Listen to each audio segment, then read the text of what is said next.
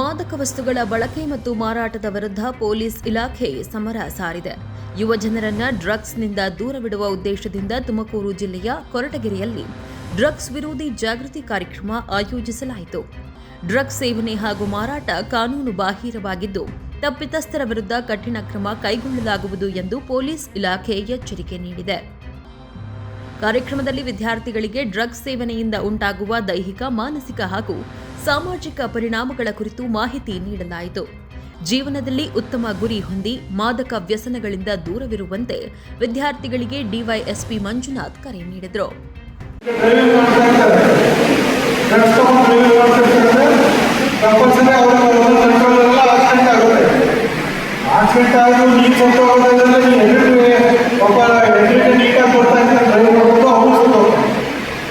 ನಾವು ಪೊಲೀಸ್ ಇಲಾಖೆಯಿಂದ ನಾನು ಹೇಳೋದು, ಇದನ್ನು ನಾವು ಬಹಳ ಸೀರಿಯಸ್ ಆಗಿ ತಗೊಳ್ತಾ ಇದ್ದೀವಿ.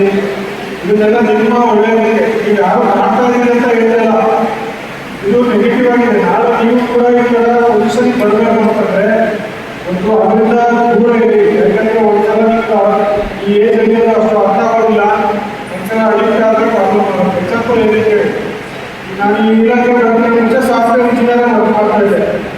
ಸಾಫ್ಟ್ವೇರ್ ಇಂಜಿನಿಯರ್ ಒಂದು ಪ್ರೈವೇಟ್ ಕಂಪ್ನಿಗೆ, MNC ಕಂಪ್ನಿಗೆ ನಮ್ಮ ಸೆಲೆಕ್ಷನ್ ಮಾಡೋಕ್ಕೆ ಮುಂಚೆ ನಮಗೆ ಡ್ರಗ್ ಟೆಸ್ಟ್ ಮಾಡಿದ್ರು. ಅದು ಅಮೇರಿಕದಲ್ಲಿರ್ತಕ್ಕಂಥ ಕಂಪ್ನಿಗೆ ನಾನು ಸೆಲೆಕ್ಷನ್ ಆಗಲ್ಲ, ನನಗೆ ಡ್ರಗ್ಸ್ ಟೆಸ್ಟ್ ಮಾಡಿದ್ರು.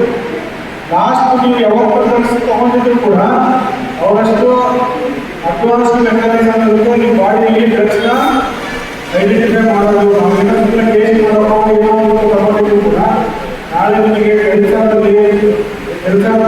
ಹೋಗ್ಬಿಟ್ರೆ ಫಾರಿನ್ ಕಂಪ್ನೀಸ್, MNCಸು ನಾಳೆ ಒಳ್ಳೊಳ್ಳೆ ದೊಡ್ಡ ಕಂಪ್ನಿ, ಅಮೆಝಾನ್, ಫೇಸ್ಬುಕ್ಕು, TCS ದೊಡ್ಡ ಕಂಪ್ನಿ ಸೇರ್ಕೊಂಡಾಗ ಕಂಪಲ್ಸರಿ ರಿಪ್ಲೇಸ್ ಮಾಡ್ತಾರೆ. ಅದಕ್ಕೆ ನಾಳೆ ನಾವು ಕಾಂಪಿಟೇಷನ್.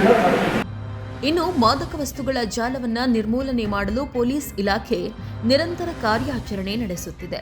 ವಿದ್ಯಾರ್ಥಿಗಳು ಅನುಮಾನಾಸ್ಪದ ಚಟುವಟಿಕೆಗಳನ್ನು ಕಂಡುಬಂದರೆ ತಕ್ಷಣ ಪೊಲೀಸರಿಗೆ ಮಾಹಿತಿ ನೀಡಬೇಕು. ಡ್ರಗ್ಸ್ ಸೇವನೆ ಹಾಗೂ ಮಾರಾಟ ಕಾನೂನು ಬಾಹಿರವಾಗಿದ್ದು, ತಪ್ಪಿತಸ್ಥರ ವಿರುದ್ಧ ಕಠಿಣ ಕ್ರಮ ಕೈಗೊಳ್ಳಲಾಗುವುದು. ಯುವಕರು ದೇಶದ ಅಮೂಲ್ಯ ಆಸ್ತಿ.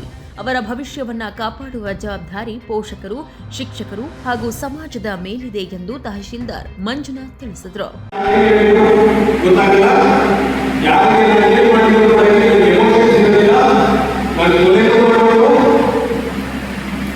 ಅತ್ಯಾಚಾರ ಮಾಡುವುದು, ದೇಶದ ವಿರುದ್ಧ ಮಾತಾಡುವುದು, ಇನ್ನೊಬ್ಬರ ಬಲಾತ್ಕಾರ ಮಾಡುವುದು, ಈ ರೀತಿಯಾಗಿ ದೇಶದಲ್ಲಿ ಕ್ರೈಮ್ಸ್ ಹೆಚ್ಚಾಗೋದಕ್ಕೆ ಕಾರಣವಾಗಿ ಡ್ರಗ್ಸ್ ಆಗಿದೆ. ಅಷ್ಟೇ ಇಲ್ಲ, ಸುಮಾರು 292 ಮಿಲಿಯನ್ ಜನರು ಈ ಡ್ರಗ್ಸ್ಗೆ ಒಳಗಾಗಿ ಶೇಕಡ 75ರಷ್ಟು ಜನರು ನಾನು ಬಿಡಬೇಕಂದ್ರೂ ಕೂಡ ಬಿಡಕ್ಕಾಗಲಿಲ್ಲ ಡ್ರಗ್ಸ್ ಅಂತ ಒಂದು ಕೂಪದ ಸುಳಿಯಲ್ಲಿ ಸಿಕ್ಕಾಕೊಂಡು ಸಾಯ್ತಾ ಇದ್ದಾರೆ. ಅದೇ ಡ್ರಗ್ಸ್ನ ಒಂದು ವ್ಯಾಪಕ ಮಾಫಿಯಾ ಅಂತ ಹೇಳ್ಬೋದು. 11 ಜನರಲ್ಲಿ ಒಬ್ಬ ಗಂಡಸಿಗೆ ಮಾತ್ರ ಡ್ರಗ್ಸ್ ಟ್ರೀಟ್ಮೆಂಟ್, ಡ್ರಗ್ಸಿನ ನಿಜವಾದ ಟ್ರೀಟ್ಮೆಂಟ್ ಕೊಡಕ್ಕಾಗ್ತಾ ಇರೋದು, ತಗೊಳ್ತಾ ಇರೋದು. ಅದನ್ನು ಕೂಡ ಅವ್ರು ಏನ್ ಮಾಡ್ತಾರೆ, ನನಗೇನು ಕಂಟ್ರೋಲ್ ಮಾಡೋಣ ಆಗ್ತಾ ಇಲ್ಲ, ಹಾಗೆ ಅವ್ರು ಹೋಗಿ ಮತ್ತೆ ಡ್ರಗ್ಸ್ಗೆ ಹೋಗಿ ಸಾಯ್ತಾ ಇದ್ದಾರೆ. 18 ಹೆಣ್ಮಕ್ಕಳಲ್ಲಿ ಒಬ್ಬ ಹೆಣ್ಮಗು ಡ್ರಗ್ಸಿನ ಟ್ರೀಟ್ಮೆಂಟ್ಗೆ ಹೋಗುತ್ತೆ, ಮತ್ತೆ ನನಗೆ ಅದು ಆ ಟ್ರೀಟ್ಮೆಂಟ್ ಹೊಂದ್ಕೊಳ್ತಿಲ್ಲ, ಹೊಂದಾಣಿಕೆ ಆಗ್ತಾ ಇಲ್ಲ ಹೇಳಿ ಆ ಡ್ರಗ್ಸ್ ಟ್ರೀಟ್ಮೆಂಟ್ ಮತ್ತೆ ರೂಪದಲ್ಲಿ ಹೋಗಿ ಸಾಯ್ತಾ ಇದ್ದಾರೆ. ಯುವಕರನ್ನ ಡ್ರಗ್ಸ್ನಿಂದ ದೂರವಿಡುವುದು ಎಲ್ಲರ ಜವಾಬ್ದಾರಿ. ಡ್ರಗ್ಸ್ ಮುಕ್ತ ಕರ್ನಾಟಕ ನಿರ್ಮಾಣಕ್ಕೆ ಪೋಷಕರು, ಶಿಕ್ಷಕರು ಹಾಗೂ ಸಾರ್ವಜನಿಕರು ಕೈಜೋಡಿಸಬೇಕು. ಹಾಗೂ ವಿದ್ಯಾರ್ಥಿಗಳು ಡ್ರಗ್ಸ್ನ ದುಷ್ಪರಿಣಾಮಗಳ ಬಗ್ಗೆ ಅರಿವು ಹೊಂದಿರಬೇಕು. ಶಿಕ್ಷಣ ಮತ್ತು ಉತ್ತಮ ಚಿಂತನೆಯ ಮೂಲಕ ತಮ್ಮ ಭವಿಷ್ಯವನ್ನ ರೂಪಿಸಿಕೊಳ್ಳಬೇಕು ಎಂದು ಈ ಕಾರ್ಯಕ್ರಮದಲ್ಲಿ ತಿಳಿಸಿದರು. ಶಿಕ್ಷಣ ಅನ್ನುವಂತಹ ಹುಲಿಯಾಲನ್ನು ಕುಡಿದವನು, ಈ ಸಮಾಜದಲ್ಲಿ ಶಿಕ್ಷಣ ಅನ್ನುವಂತಹ ಹುಲಿಯಾಲನ್ನು ಕುಡಿದವನು ಖಂಡಿತವಾಗಿಯೂ ಗರ್ಜಿಸುತ್ತಾನೆ ಅಂತ ನಾನು ಯಾವಾಗಲೂ ಹೇಳ್ತಾ ಇರ್ತೀನಿ. ಆದರೆ ನಾವು ಪ್ರಶ್ನೆ ಮಾಡ್ಕೋಬೇಕು, ಎಷ್ಟು ಜನ ಇವತ್ತು ವಿದ್ಯಾರ್ಥಿಗಳು ಇವತ್ತು ಶಿಕ್ಷಣ ಅನ್ನುವಂತಹ ಹುಲಿಯಾಲನ್ನು ಕುಡಿತಾ ಇದ್ದೀವಿ ನಾವು. ಇದರ ಬದಲಾಗಿ ಮಾದಕ ವ್ಯಸನಕ್ಕೆ ನಮ್ಮ ವಿದ್ಯಾರ್ಥಿಗಳು, ನಮ್ಮ ಯುವ ಜನರು